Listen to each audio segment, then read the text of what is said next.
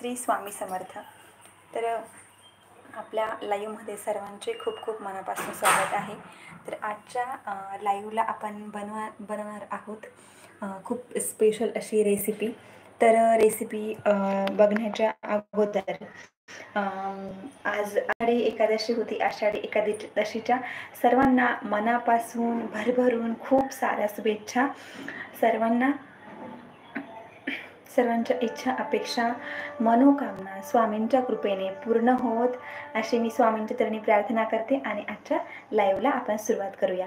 तर आज असं काही स्पेशल किंवा असं काही वेगळं रेसिपी नाही आहे। आज सर्वांनाच माहिती आहे की आजच्या रेसिपीमध्ये काय बनवू शकतं। आजच्या रेसिपीमध्ये बनवायला आपल्याला म्हणजे बनवायचं आहे की साबुदाण्याची खिचडी आणि वरईचे बरेच जण हे बनवतात, भात बनवतात। तर वरईचा भात बनवण्यापेक्षा आपल्याला बनवायचं आहे आज त्याला असं म्हणता येईल की डोसे पण म्हणता येऊ शकतो, त्याला डोसे बोलू शकतो। डोसे बनवता आणि भरपूर सारे प्रकार आहे त्याचे। कोणी अशी मऊसूत त्याची बटाटे घेतात, त्याच्यामध्ये तो डो तयार करतात।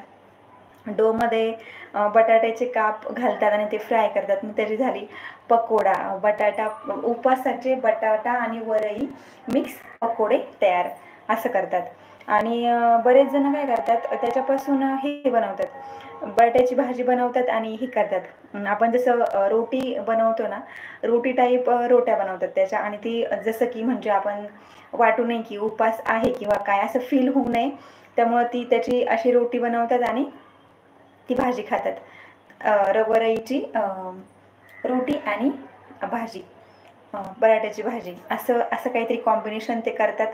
खूप जण अतिशय खूप सारे वेगवेगळे प्रकार आहेत उपवासाचे, पण खरं तर आपण उपवास तो खाण्यासाठी नसतो, तो एका दिवसासाठी आपल्या पोटाला विश्रांती मिळावी।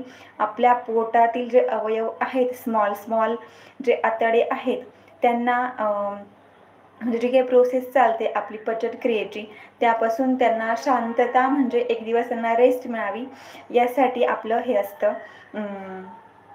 उपवास असतो। तर आपण त्याचा अर्थ काहीतरी वेगळाच करून घेतलेला आहे।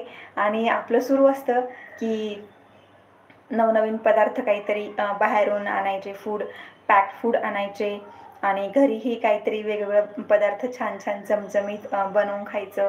असे खूप सारे पदार्थ आपण बनवून खात असतो।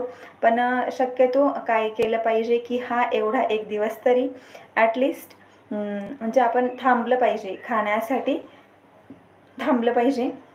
चमचमीत म्हणा किंवा तेलकट स्पायसी जास्त खाण्यापासून आपण एवढा दिवस का होईना थांबलं पाहिजे। तर असं हे उपवासाचं शेड्यूल असतं। बरेच